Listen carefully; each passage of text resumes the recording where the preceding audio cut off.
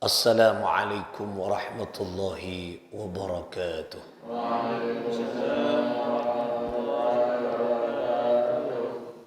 الفاتحة بالقبول لجميع حاجاتنا وحاجاتكم توصلا وتشفعا بجاه سيدنا محمد صلى الله عليه وآله وسلم سادتنا من جميع أهل بيته جميع ذرياته جميع أصحابه خلفائه الأربعة سيدنا أبي بكر وعمر وعثمان وعلي رضي الله تعالى عنهم والملائكة المقربين علماء الله العاملين أولياء الله الصالحين خصوصا مؤلف هذا الكتاب الحكام الشيخ أحمد بن عطاء الله السكندري قدس الله سرهم ونور ضريحهم ويعلي درجاتهم في الجنة وأعد علينا من بركاتهم وأمطر علينا غيث كراماتهم لهم الفاتحة أعوذ بالله من الشيطان الرجيم بسم الله الرحمن الرحيم الحمد لله رب العالمين الرحمن الرحيم مالك يوم الدين إياك نعبد وإياك نستعين اهدنا الصراط المستقيم صراط الذين أنعمت عليهم غير المغضوب عليهم ولا الضالين آمين. Saudara-saudara sekalian pecinta ilmunya Allah rahimakumullah. Alhamdulillah thumma alhamdulillah.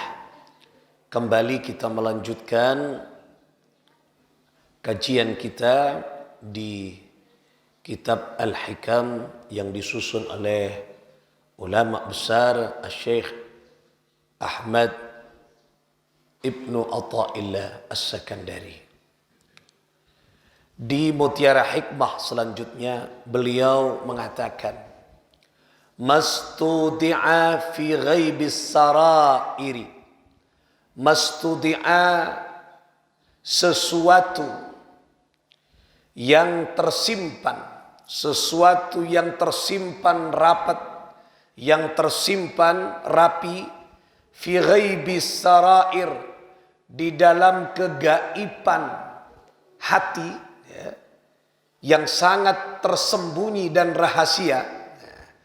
Sesuatu yang tersimpan di dalam kegaiban batin manusia, dhahara fi syahadati dhawahiri, maka akan mengeluarkan, memancarkan satu cahaya yang terefleksi pada zahir fisik manusia.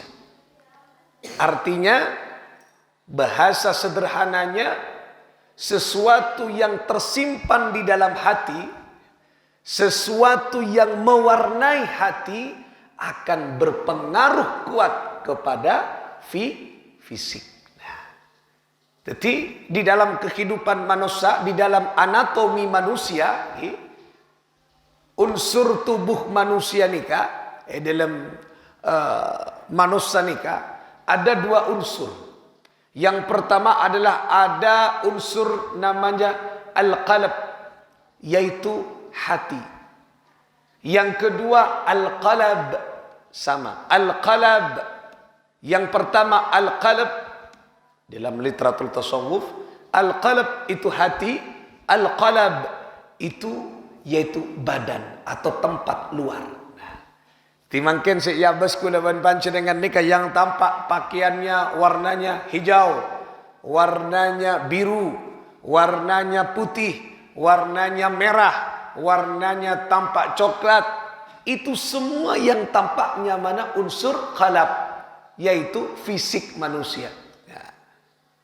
Beda pote, beda celang, ya, beda buabu, itu tampak di permukaan, kini kan namanya qalb, yaitu tempat wadah yang tampak, yaitu fisiknya mana. Nah, di dalam fisik itu ada yang namanya unsur hati, qalb, al-qalb, hati, qalbun. Hati inilah yang mempengaruhi qalb tadi, yang mempengaruhi unsur fisik. Artinya, mon atena fokus, maka kemungkinan besar maka kebaikan hati, sesuatu yang tercermin pada hati akan tercermin pada yaitu fisik. Pekus luar. Cak kembang monde lemah pekus luar pekus. Karena yang mempengaruhi gerak kulaban panjenengan anika hati. Lisan kita akan berkata-kata sopan, lembut bicaranya, memberikan kebahagiaan kepada orang, tutur katanya menyenangkan, membuat orang tertawa, membuat orang terkesima, membuat orang senang. Coba lihat, hatinya pasti tulus. Tapi bicaranya kasar, selalu menyakiti orang lain, selalu membuat resah orang lain. Lihat, di hatinya pasti kotor. Nah, oleh karena itulah Ibnu Athaillah ini memperingatkan kepada kita semua, maingat kula panjenengan bahwa tubuh manusia ini harus dihias. Ya, penghiasannya adalah perhiasan yang paling utama dalam gerak langkah manusia adalah hati. Patepak hatena maka akan mempengaruhi kepada sikap perilaku kula panjenengan. Nah, suatu ketika anika yang menunjukkan pentingnya hati. Warna hati, maksudnya warna hati ya bani buabu bani, warna hati jernih atau tidak jernih. Nah, suatu ketika Rasul Shallallahu Alaihi Wasallam, Nabi Muhammad Shallallahu Alaihi Wasallam, yaitu menyaksikan seorang laki-laki sholat sambil memainkan jari-jarinya. Kira-kira apa jangan? Teko-tekan, tangan teko-tekan jari-jarinya. Apa kata Rasulullah? Sahabat, seandainya hati lelaki ini khusyuk, maka akan khusyuk juga sholatnya. Berarti mempengaruhi hati, mempengaruhi luar gelap. Rasulullah melihat gerak tubuhnya, apa yang tekan, tak konsentrasi. Seandainya jerak hati nak khusyuk, tak mungkin kira. Badannya, jarinya bergerak-gerak ketika sholat. Lah, artinya apa? Dawuh Rasulullah ketika hati mencerminkan fisik. Mun atena fokus perilakunya. Oleh karena itulah para tantretan, saudaraku tercinta rahimakumullah, hati ini adalah satu cermin, ya. Cermin sakti. Wah, kalau boleh kita katakan cermin sakti yang sangat mempengaruhi kepada fisik dan perilaku kehidupan manusia. Nah, makanya sekarang adalah pupuk hati agar hati tetap bersih, tetap sehat dan tetap subur. Dengan apa? Ala bidzikrillahi tatmainnul qulub. Dengan mengingat Allah, hati bisa tenang, bisa fokus atena. Oleh karena itulah hati yang kasar, hati yang keras penuh dengan benci, hilangkan itu dengan berzikir bertahap. Orang sing ngosokan, mun atena terus dibersihkan dengan zikir, insyaallah lambat laun akan menjadi lunak hati itu. Yang biasanya hatinya penuh dengan dendam, kalau dengan berzikir, insyaallah kenika deki akan hilang dengan sendirinya. Karena barokah dan rahasianya zikrullah. Oleh karena itulah ngaji, zikir dan sebagainya, ini salah satu cara kula panjenengan membersihkan hati. Karena mun atena khusyuk karena Allah, atena fokus karena Allah, bersih jernih karena Allah, maka dia akan mempengaruhi perilakunya. Fokus pasti perilakunya. Sopan tutur katanya. Indah perilakunya, menyenangkan orang lain karena hatinya fokus. Nah, oleh karena itulah saudaraku tercinta, mutiara hikmah pagi hari ini banyak memberikan pelajaran bagi kita. Bersihkan hati, sucikan hati, jernihkan hati agar perilaku kehidupan panjenengan menjadi baik dan indah. Saudaraku tercinta rahimakumullah, ada salah satu bukti nyata ketika hati baik mencerminkan perilaku yang luhur. Suatu ketika ada sahabat soleh, laki-laki soleh ya, bukan dari unsur sahabat, tapi ini masuk pada ulama. Ada seorang ulama tasawuf, beliau suatu ketika ditanya oleh seorang pejabat atau sekarang pejabat militer, tentara kalau sekarang ya. Dulu tidak ada, di zamannya tidak ada tentara, tapi pejabat militer, keamanan, panglima. Nah, anggap panglima. Ditanya oleh panglima,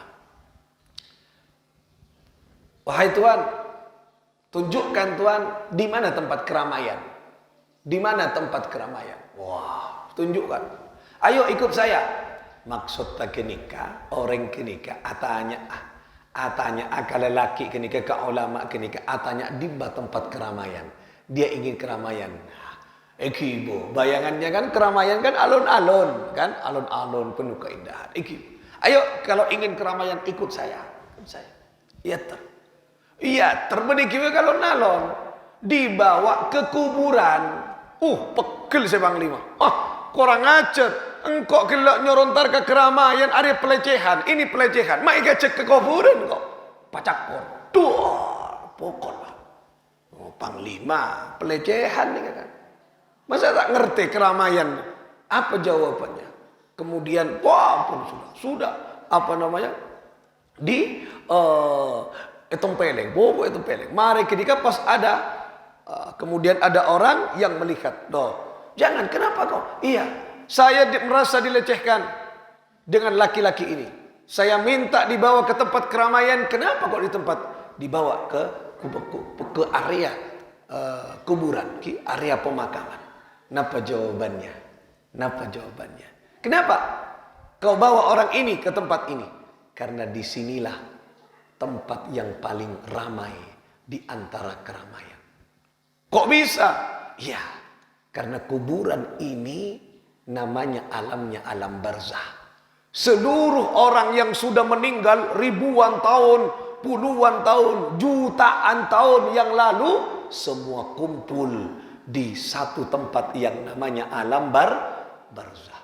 Jadi pemakaman ini banyak, alam yang paling ramai adalah alam barzah. Kalau di alun-alun jumlahnya tidak nyampe 1000 orang itu. Tidak nyampe. Nah, kalau di alam barzah semua jutaan mulai dulu sampai sekarang itu kumpul di alam barzah. Jadi ini yang dinamakan ramai. Makanya kamu sebelum tahu kekeramaian, makanya di sini harus melihat dulu. Ini ramai, tapi pada sesuatu yang tampak tidak ramai.